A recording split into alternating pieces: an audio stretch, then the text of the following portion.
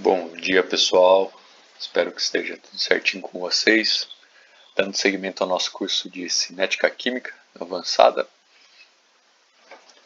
Nas aulas anteriores a gente falou sobre leis de velocidade, expressões de leis de velocidade, reações de ordem 1, ordem 0, ordem 2. Nós vimos os cálculos associados a cada uma dessas ordens de reação. Hoje a gente completa rapidinho mais uma parte conceitual, que envolve a ideia de molecularidade, mecanismos reacionais. A gente vai falar brevemente sobre isso. E depois, segunda parte da aula, o trabalho é de vocês. Vou passar uma série de 10 questões. Fica para vocês resolverem, para poder avaliar qual que foi o aprendizado de vocês e o que falta melhorar. Quando a gente fala de mecanismo de reação, a gente está falando de um conjunto de etapas pelas quais uma certa reação vai se processar, pelas quais ela vai passar. De certa forma, conta a história de uma reação química. Por exemplo, quando a gente olha a reação aqui entre hidrogênio e iodo para formar 2HI, ácido iodídrico, quando a gente avalia a reação como ela está escrita aqui, dá a impressão de ser uma reação relativamente simples, né? Se a gente tivesse informação, só essa informação no momento de avaliar a reação, provavelmente o nosso palpite seria de que uma molécula de hidrogênio interage diretamente com uma molécula de iodo. Aí está a importância dos estudos cinéticos. Estudos cinéticos demonstram que as leis de velocidade não seguem uma proporcionalidade tão simples quanto aquela que a gente imaginaria. Na verdade, através de um conjunto de estudos cinéticos, descobriu-se que a reação, a princípio, ela passa por uma série de etapas intermediárias que são importantes na descrição de como essa reação acontece. No caso dessa reação em particular, existe uma série de 3 etapas que a gente vai dar um nome particular depois, mas a primeira etapa corresponde à quebra da ligação iodo-iodo. Então a gente tem um iodo molecular dando origem a 2 espécies de iodo atômico. Essa é uma reação que estabelece equilíbrio. Então a gente tem tanto a reação direta acontecendo, quanto a reação reversa acontecendo. A partir do momento que a gente tem o iodo atômico, ele pode interagir com uma molécula de hidrogênio para formar o HI, o nosso produto final, mais hidrogênio atômico.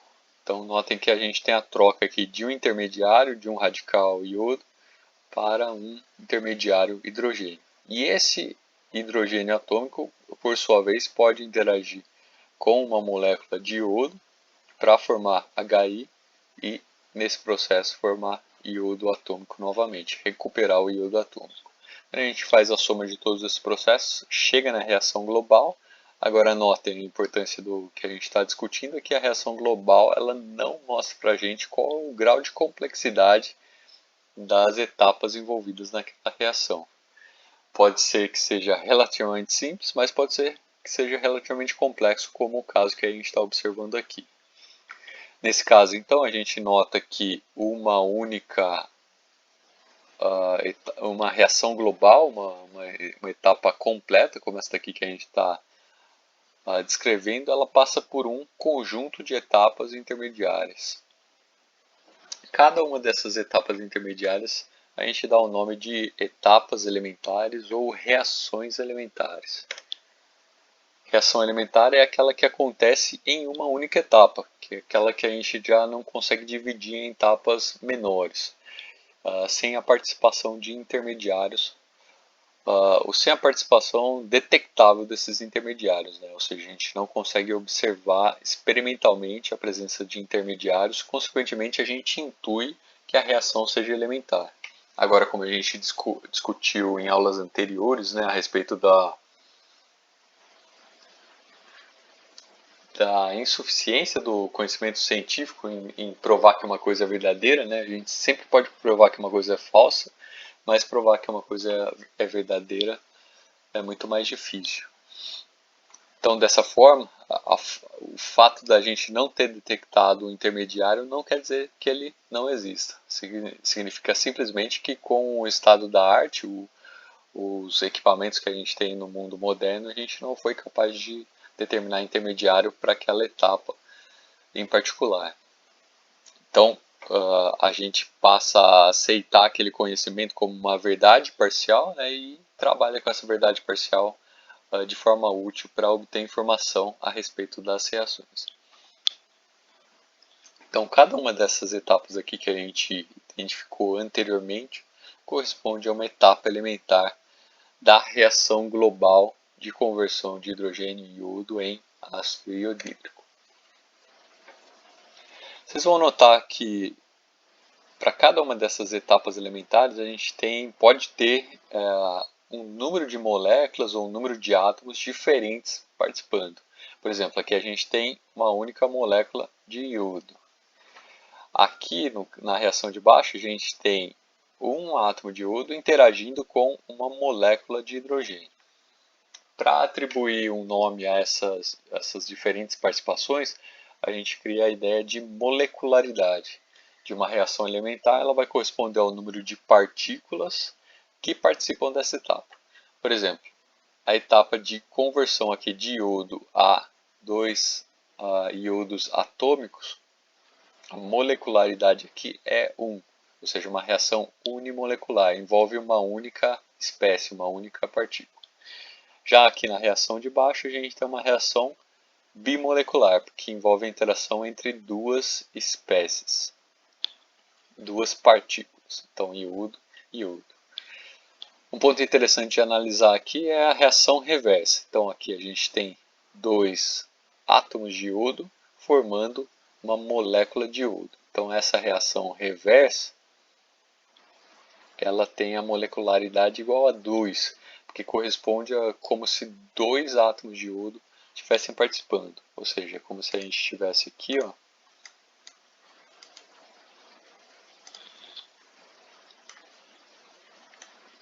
isso daqui seria equivalente a uma partícula de iodo, um átomo de iodo, interagindo com outra partícula, outro átomo de iodo. Então, por isso que a molecularidade da reação reversa aqui, com respeito ao iodo, é 2. Em alguns casos raros, a gente observa reações trimoleculares que envolvem a interação simultânea de três átomos distintos, três moléculas distintas, três partículas distintas. Só que são situações muito raras, principalmente em fase gasosa, porque envolve a colisão ao mesmo tempo, simultaneamente, de três espécies. É muito mais fácil acontecer, por exemplo, esse tipo de processo catalisado em superfícies. Em superfície você tem um grau de liberdade a menos, né, espacial. Isso faz com que a chance do encontro entre três moléculas seja muito maior.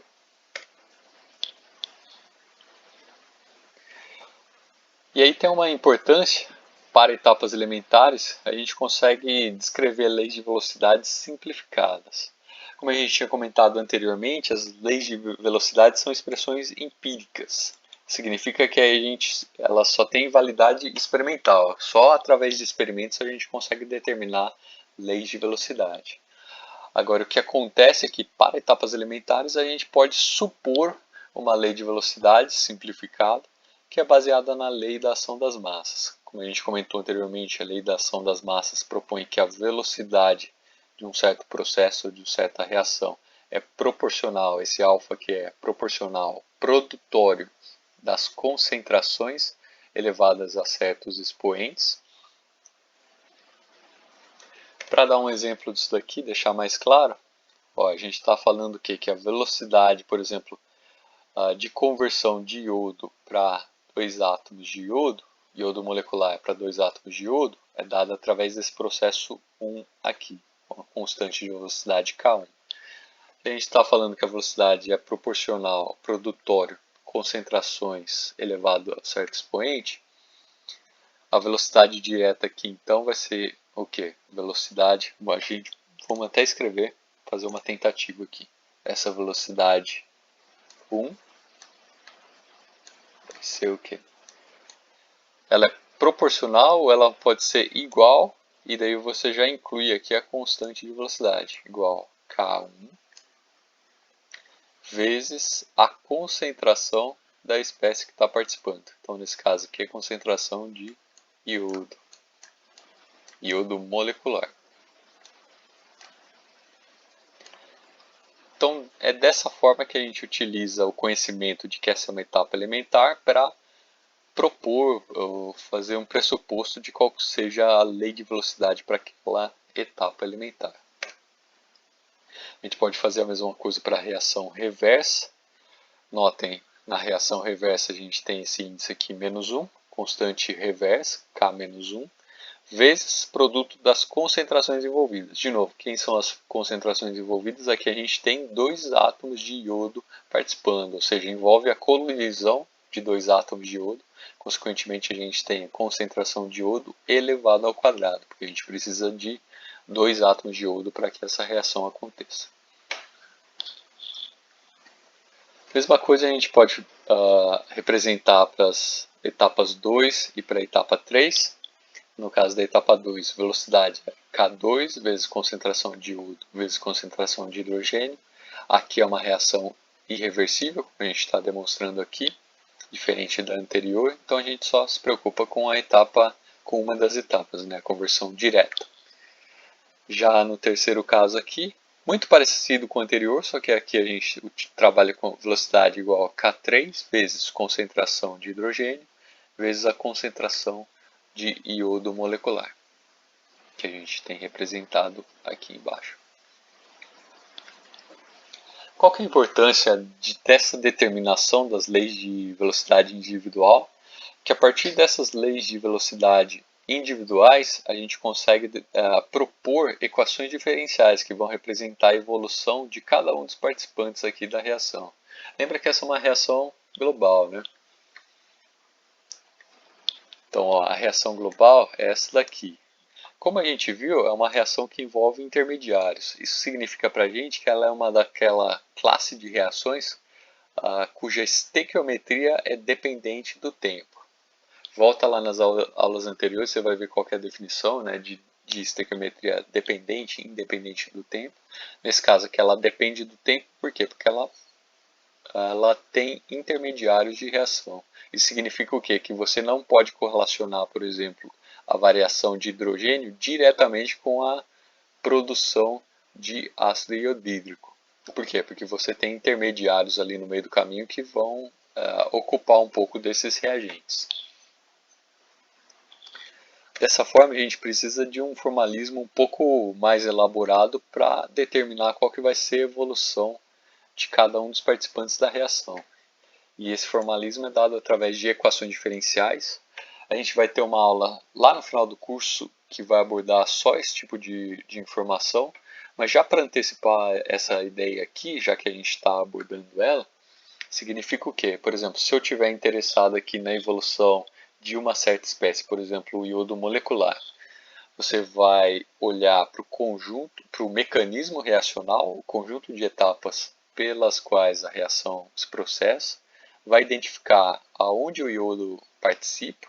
Então, ele participa aqui nessa primeira reação, nesse primeiro conjunto. O iodo molecular não participa desse conjunto 2, ele participa aqui desse conjunto 3. E a partir da identificação das etapas onde o iodo participa, a gente consegue determinar qual que vai ser a variação dele. Então, se ele varia se ele é consumido através dessa etapa 1 e dessa etapa 3, a gente pode falar, ó, etapa 1, etapa 3, a gente pode falar que a variação da concentração de iodo em função do tempo vai ser menos a constante 1 vezes a concentração de iodo 2, ó, que corresponde justamente isso daqui, ó. Então, ó, menos velocidade 1 menos K3 vezes concentração de hidrogênio, concentração de iodo, que é a velocidade 3. Então, ó, menos V1 menos V3. Essa daqui é V1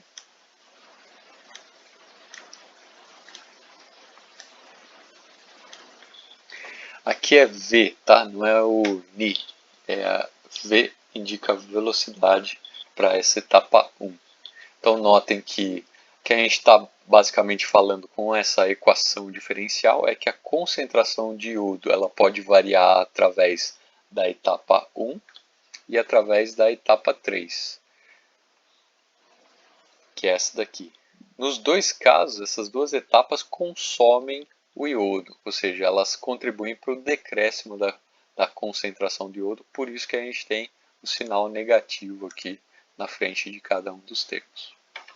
Então, esse tipo de formalismo você pode fazer para cada um dos outros participantes. Então, além do iodo molecular, a gente tem iodo atômico, hidrogênio molecular, o HI e o hidrogênio atômico. Você pode escrever equações diferenciais para cada uma dessas espécies e depois a gente, através de computador e de softwares especializados, a gente consegue resolver essas equações diferenciais para identificar como cada uma dessas espécies químicas vai variar ao longo do tempo.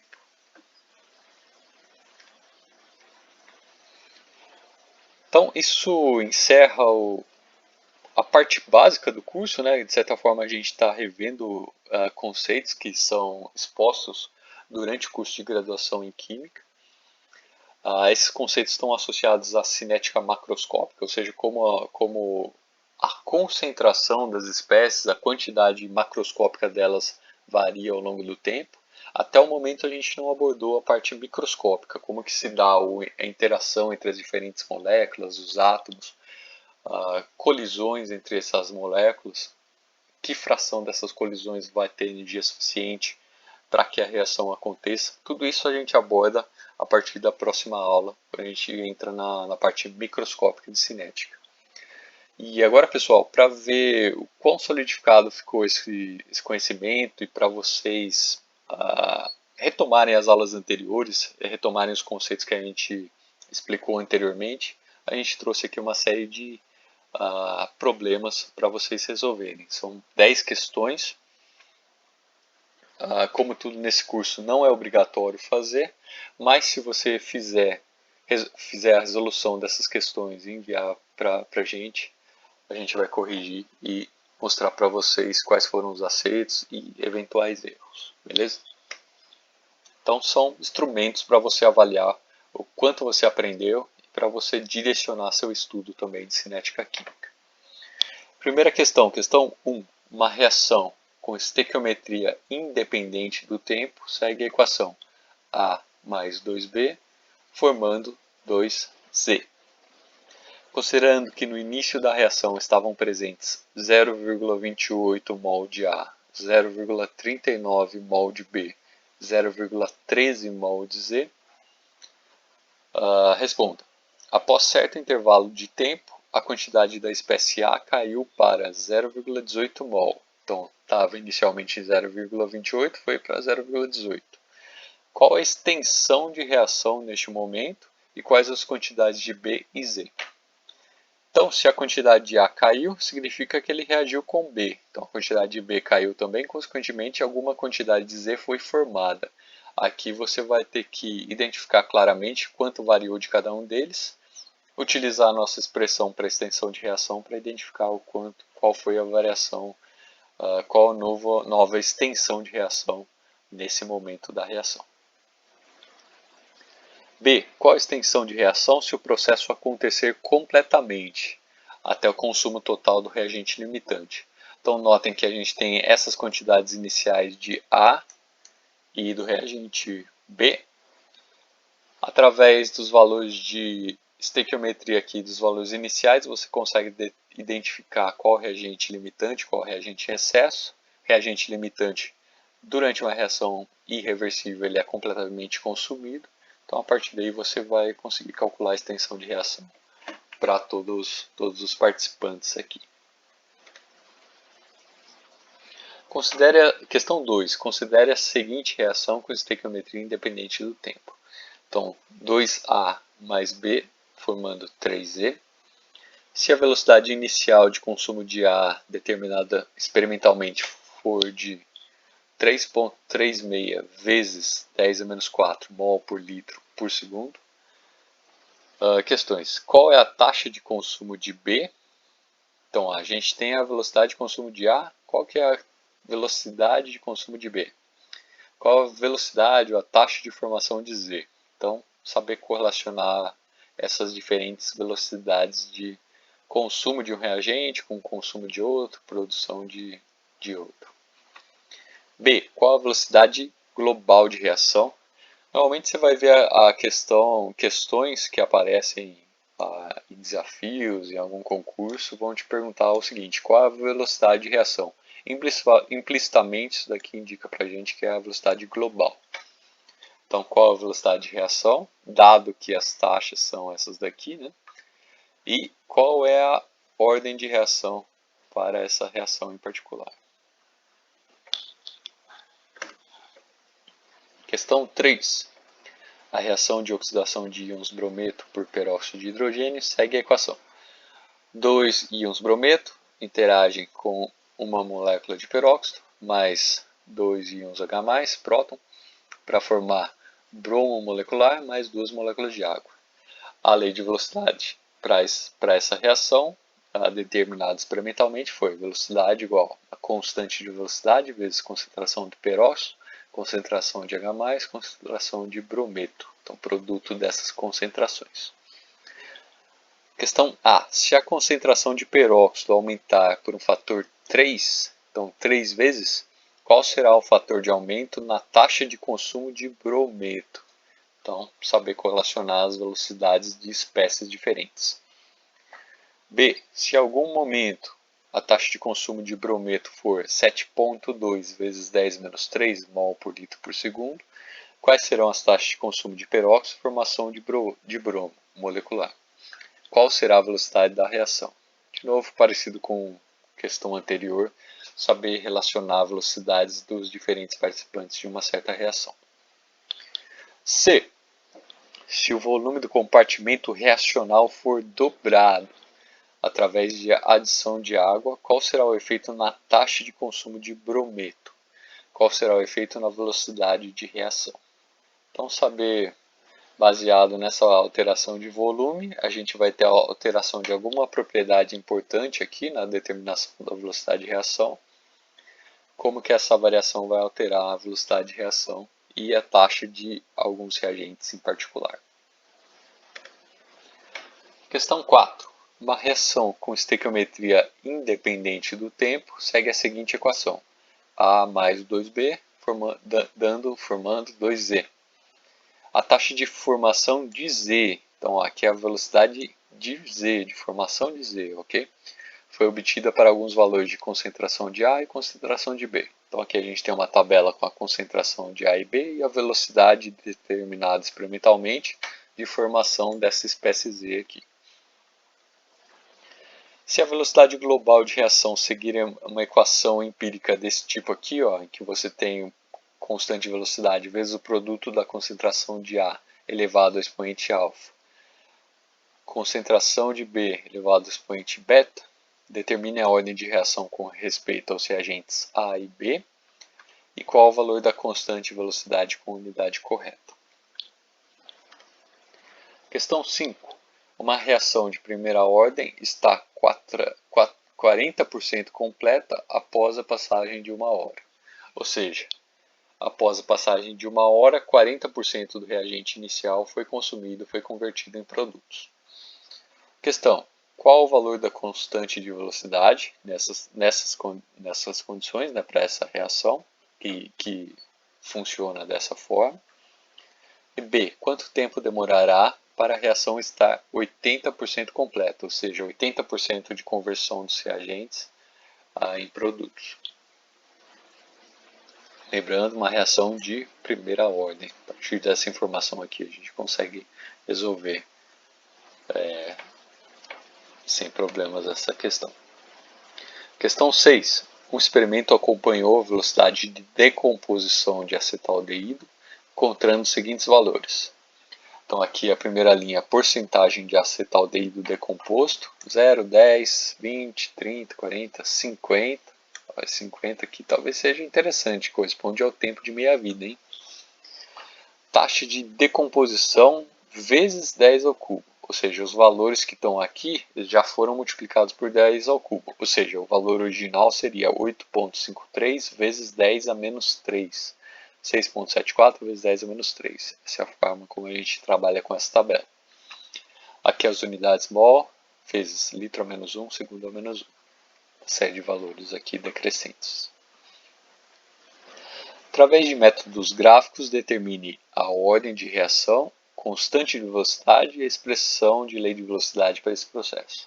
Ou seja, utilizar o conhecimento que a gente abordou no final da aula anterior, métodos gráficos, que tipo de gráfico a gente faz para determinar qual que é a ordem de reação e para determinar a constante de velocidade. Questão 7. O tempo de meia-vida, t meio, de uma certa substância é o tempo necessário para que sua concentração decaia para metade do valor original. Buscando informações na aula anterior, em que a gente apresenta lá as equações integradas, né, para cada uma das ordens de reação, ordem 0, ordem 1, ordem 2, quais são as leis de velocidade e as equações integradas de velocidade, encontre expressões que relacionem o tempo de meia-vida, esse t meio, de reações de ordem 0, 1 e 2 com a constante de velocidade e concentração inicial. Então, o que a gente quer determinar aqui, t meio, ele vai ser igual a algum fator, então vou escrever aqui como 3 pontos, fator, ou uma função, né, melhor dizendo, do que? Das concentrações iniciais, então concentração 0 inicial, e também da constante de velocidade.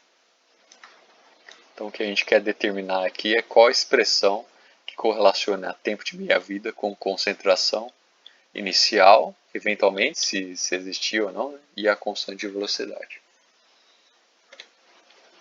Questão 8. A desintegração de isótopos radioativos segue, em geral, uma cinética de primeira ordem. O elemento rádio, que foi descoberto por Marie Curie, sofre decaimento radioativo com meia-vida de 1590 anos. Primeiro questionamento, qual a constante de velocidade associada a esse processo? Lembrando que é uma cinética de primeira ordem. Aqui a gente dá a informação do tempo de meia-vida. Na questão anterior você já correlacionou o tempo de meia-vida com concentração e constante de velocidade. Então, a princípio você já sabe qual que é a expressão que correlaciona esse tempo de meia-vida aqui com a constante de velocidade para um processo de ordem 1, uma reação de primeira ordem, cinético de primeira ordem. Lembrando, tem que fazer uma conversão aqui está em anos, mas a constante de velocidade que a gente vai encontrar tem que ser segundo a menos 1, esse tipo de unidade. B. Qual o tempo necessário para que 3/4 da quantidade original de rádio tenham sido consumidos? Se 3/4, uma dica aqui, se 3/4 da quantidade original foram consumidos, isso significa que sobrou, né?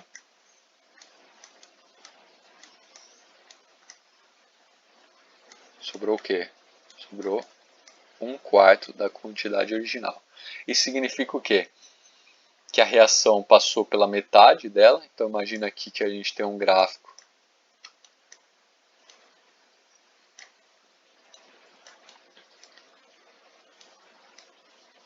da concentração, né, de rádio. Pode ser concentração em função do tempo. Se há uma cinética de primeira ordem, corresponde a um decaimento exponencial. Vai ser alguma coisa mais ou menos assim. Saindo de um ponto inicial aqui. Aí a gente vai ter um tempo de meia-vida.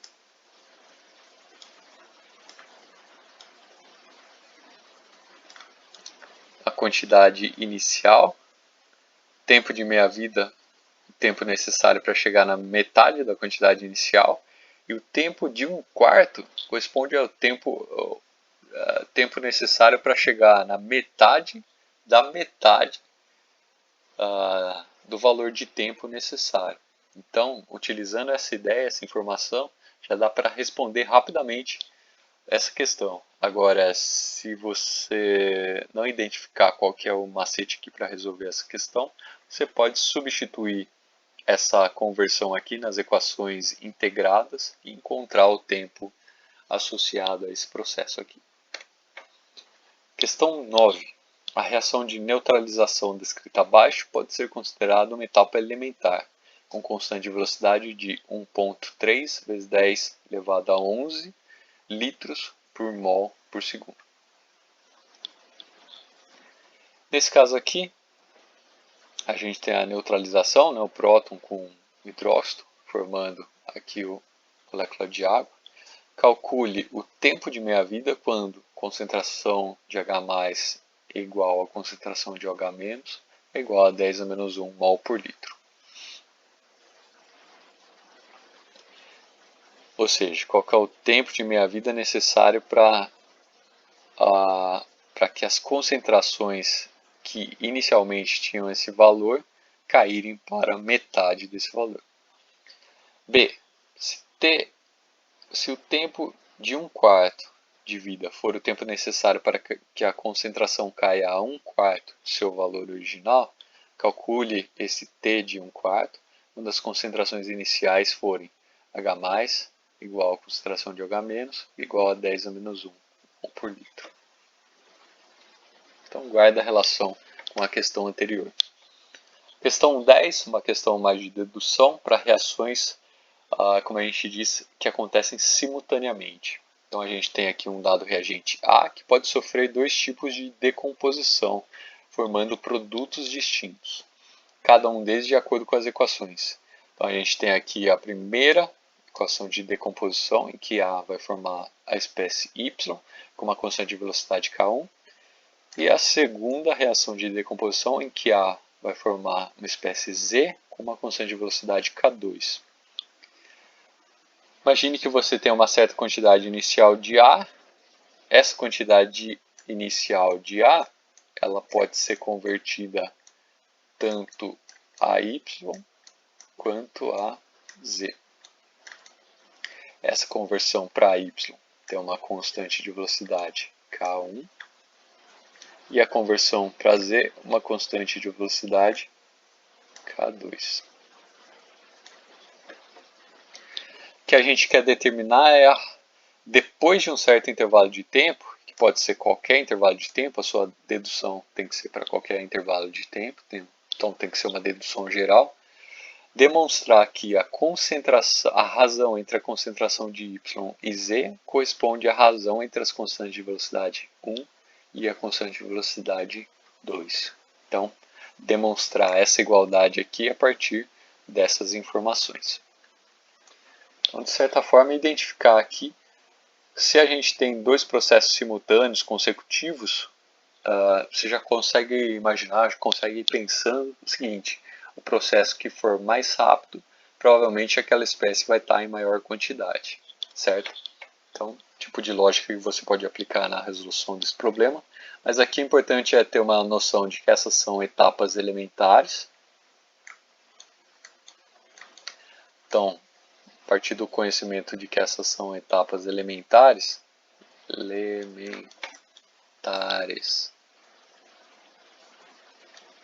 você consegue propor leis de velocidade teóricas para cada um desses processos, e a partir dessas leis de velocidade, fazendo alguns rearranjos, você chega nessa expressão aqui. Beleza, pessoal? Então deixo essas questões para vocês resolverem. E quem tiver interesse pode enviar a resolução para mim, tiver ela completa. Eu avalio quais foram as suas respostas, está tudo certo ou não, quais foram as dificuldades, e dou um retorno para vocês. Então, até a próxima.